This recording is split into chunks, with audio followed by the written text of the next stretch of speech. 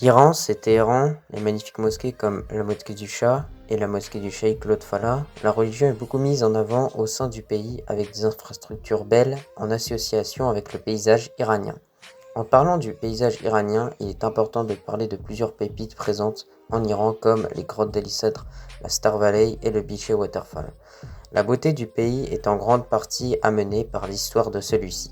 Maintenant, l'Iran devient un pays plus ouvert et le football est devenu une grande préoccupation. C'est pour cela qu'il faudra suivre de très près cette équipe de l'Iran durant la Coupe du Monde 2022.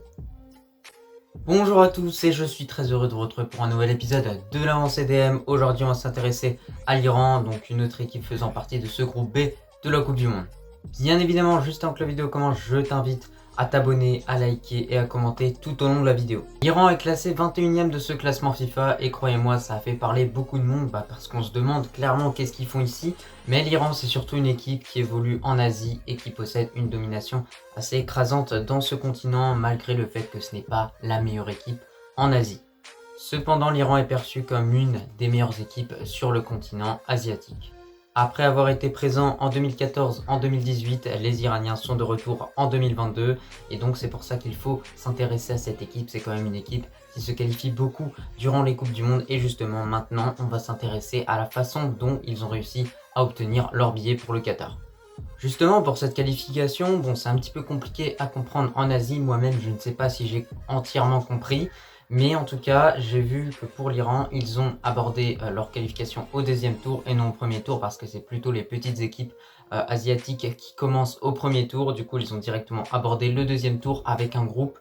Je crois que dans ce groupe-là, les deux premiers passent et ensuite ils sont versés dans un autre groupe. Et du coup, justement pour ce deuxième tour, l'Iran a fini première de son groupe avec 18 points. Ils étaient suivis de très près par l'Irak. Donc franchement, clairement, ils ont eu chaud. Au final, ce classement de premier-deuxième pour ce deuxième tour n'était pas de haute importance parce qu'au final, le deuxième aussi se qualifiait pour l'autre phase de poule.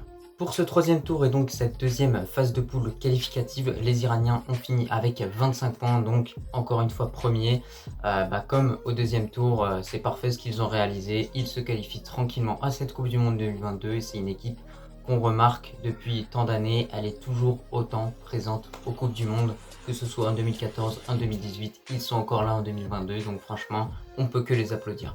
On va directement attaquer la rubrique de la composition et de l'effectif pour cette équipe de l'Iran. Clairement, dans cet effectif, ce qu'on remarque, c'est qu'il y a des joueurs qui ont été présents dans cette Coupe du Monde 2014 au Brésil, en Russie en 2018. Donc, clairement, ce qu'on peut dire déjà en premier point, c'est qu'il y a de l'expérience. Donc voilà, j'ai concocté une bonne composition. Bon, vous allez voir qu'il y a certains noms qui sont difficiles à prononcer, donc je m'excuse si je fais quelques erreurs. S'il y a des Iraniens, voilà, si je fais quelques erreurs de prononciation, je m'excuse bien évidemment. On entame directement cette composition avec le poste de gardien qui sera occupé par Bein Randvan. C'est un gardien qui a beaucoup d'expérience dans cette équipe, qui a disputé plusieurs matchs à haute importance avec cette équipe et donc c'est pour ça que je le titularise dans cette équipe. Et même c'est un joueur qui a une très bonne qualité de relance, il fait des relances extrêmement longues, c'est-à-dire qu'il allonge vraiment son bras loin et la balle va très très loin sur le terrain et ça peut être vraiment une arme en contre-attaque. Maintenant pour cette défense, on commence directement au poste de latéral droit avec Mohar Rami, donc joueur évoluant du côté du Dinamo Zagreb. Écoutez, le Dinamo Zagreb c'est un bon club en Europe, donc c'est pour ça clairement que je décide de mettre ce joueur là. Faut peut-être mettre plus de joueurs européens pour justement cette expérience, que le fait qu'il joue dans des meilleurs championnats par rapport aux joueurs qui évoluent tout simplement dans des championnats arabes, des Émirats, etc. Pour cette charnière centrale, on commence directement avec Kanani, donc c'est pas son vrai nom là je l'ai abrégé clairement parce qu'il est trop long et j'allais faire clairement beaucoup trop de bugs. Mais écoutez, c'est un joueur qui a une bonne poignée de sélection avec cette équipe iranienne, un joueur qui a de l'expérience et qui a tout à prouver durant cette Coupe du Monde au Qatar. Pour accompagner Kanani, j'ai décidé de mettre tout simplement Hosseini. J'espère que je prononce bien évidemment. C'est un joueur évoluant du côté de Trabzonspor en Turquie. Écoutez, ils ont été champions de Turquie, ce n'est pas pour rien, c'est quand même une très belle équipe. Et ce joueur-là, en tout cas en question, a joué beaucoup de matchs pour cette équipe, donc ça montre à quel point ça a été un des acteurs dans la réalisation de ce titre de champion. Pour finir avec cette défense, j'ai décidé de mettre au poste de défenseur gauche Mohammadi, tout simplement parce que c'est un joueur qui a beaucoup d'expérience avec cette équipe, qui a joué un grand nombre de sélections et qu'il sait très bien occuper cette fonction de latéral gauche. Pour le milieu de terrain, déjà on a un milieu à 4. J'ai décidé de mettre déjà pour les deux centraux vraiment qui vont être au cœur du jeu, Esato Lahi accompagné de Nouro Lahi. Donc écoutez, c'est deux bons joueurs qui savent bien jouer ensemble et du coup on a hâte de voir ce que ça va donner pour cette Coupe du Monde 2022, ce lien entre ces deux joueurs. En milieu droit, on a un joueur très intéressant à analyser, c'est John Obash. Écoutez, c'est un joueur qui a joué du côté de Brighton. Il évolue encore au haut niveau parce qu'il est à Feyenoord. Écoutez, c'est un très bon joueur qui a des bonnes qualités comme par exemple la vitesse, la frappe. C'est surtout un des meilleurs joueurs de cette équipe de l'Iran. Et je pense qu'ils pourront clairement compter sur lui parce que tout simplement, il a mis énormément de buts avec cette équipe, que ce soit durant les qualifications à la Coupe du Monde ou bien des matchs amicaux. Au poste de milieu gauche, j'ai décidé de mettre Dejaga. Écoutez, c'est un joueur qui de base joue au milieu offensif ou attaquant. Je décide de le tenter en milieu gauche tout simplement parce que c'est un joueur qui peut-être pourrait, pourquoi pas, occuper cette fonction. C'est un joueur qui a 35 ans, donc peut-être qu'il ne fera pas énormément de courses vers l'avant ou de courses à haute intensité. Mais voilà, son âge le prouve, c'est un joueur qui a de l'expérience, un joueur qui a disputé cette Coupe du Monde 2014, sûrement celle de 2018, donc pourquoi pas 2022. Et on va finir en beauté avec deux excellents joueurs. On va directement commencer par Sardar Azmoun, le joueur évoluant du côté du Bayer Leverkusen, joueur possédant une bonne pointe de vitesse à plus de 33 km/h. Donc franchement, c'est un top player très clairement. Écoutez, il a déjà commencé à marquer avec cette équipe du Bayer Leverkusen. C'est de bon augure pour le futur pour lui, puisque c'est tout simplement un joueur iranien promettant. Et de l'autre côté, pour l'accompagner en buteur, j'ai décidé de mettre Mehdi Terami. C'est devenu une valeur sûre dans cette équipe iranienne et tout simplement au FC Porto. C'est un très bon attaquant capable de mettre une quinzaine de buts par saison et surtout cette retournée contre Chelsea qu'on n'oubliera jamais puisque clairement c'était un but de fou ce qu'il a mis en Champions League en plus de ça. Donc franchement c'est un top player très clairement, tout comme Azmoun, et je pense que l'association entre ces deux attaquants peut donner un bon mélange parce qu'on aura la vitesse avec Azmoun et la finition avec tout simplement Mehdi Terami. Pour finir avec cette composition, on remarque que clairement, franchement, elle est assez complète. Il n'y a pas réellement de points faibles. Peut-être Dejaga et ses 35 ans seront peut-être un point faible défensivement, mais sinon il y a une bonne défense qui est très solide avec des joueurs expérimentés, des joueurs évoluant dans des bons championnats comme le championnat croate avec tout simplement Moramadi. Il n'y a pas que ça, il y a également offensivement, on a cette doublette Sardar Azmoun Terami qui peut faire très mal. Sur le côté droit, Djordje Bashk. Franchement, ils ont les armes offensivement et défensivement pour faire mal à n'importe quelle équipe. Et surtout, il est important de préciser que cette équipe, clairement, l'Iran, je suis marocain, j'ai regardé le match contre eux en 2018. C'est une équipe qui franchement a l'art du combat et a l'art surtout de se jeter et de tout donner pour pas prendre de but. Et surtout, ils savent très bien défendre parce que l'Espagne même avait galéré à gagner contre eux. D'ailleurs, la même chose pour le Portugal, ils avaient eu extrêmement de mal à se libérer de cette défense iranienne et à marquer des buts.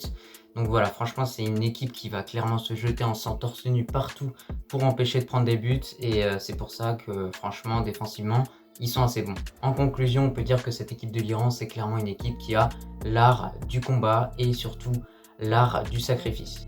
Maintenant, pour mon pronostic vis-à-vis de cette équipe de l'Iran par rapport au groupe avec lequel elle est tombée, écoutez, dans ce groupe, déjà, il est composé de l'Angleterre et des États-Unis pour l'instant, et il y aura un barrage pour une équipe européenne qui arrivera sûrement, mais c'est pas une équipe européenne d'un niveau fantastique. Écoutez, moi je pense que clairement c'est la même chose que pour les États-Unis. Qualification se déterminera lors de cette confrontation entre les États-Unis et l'Iran. Clairement, ça va être ça la finale.